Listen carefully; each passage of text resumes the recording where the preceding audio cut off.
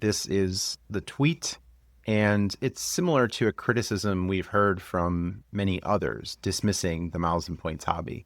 He tweeted, "Nobody talks about the invisible mental load of optimizing credit card reward point bonus categories." So, Darren, what is an invisible mental load? That's a great question. For me, I think it's really the stuff you have to remember to do every day. It's your to-do list in my mind. And some people like writing that down. Some people try to keep that as a mental list, but it's all the things that, in my mind, at least, you have to accomplish in a day.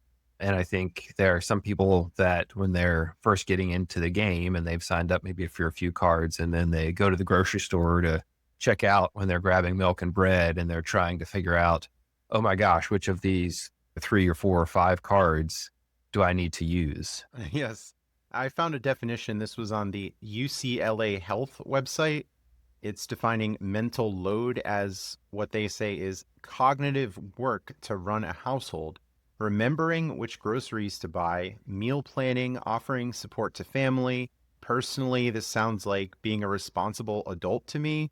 I wouldn't be someone who would ever use this phrase. I think it sounds really dramatic, making things complicated or difficult when they really aren't. It sounds like a lot of whining, and I don't want to whine. I want to win. I think that's the catchphrase. And aligns nicely with your kind of stoic philosophy, right? Yeah. That whining doesn't do anybody any good. The situation, Justin, sometimes you just got to accept what it is and find your best path forward. Rarely does whining make a difference. Focus on the winning and less on the whining. Yes, get out of bed and do the work of a human being is what the Stoics had to say. Marcus Aurelius in particular.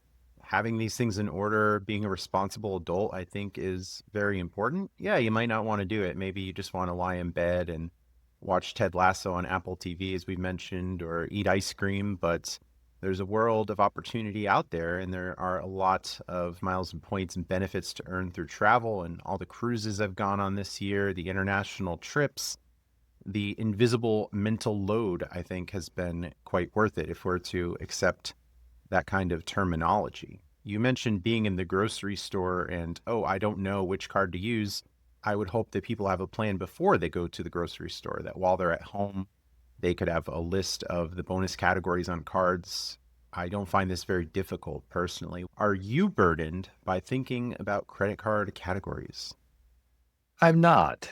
Probably 10 years or so into this points and miles game. And so I have a pretty good idea of which cards bonus where and what cards I'm going to use where.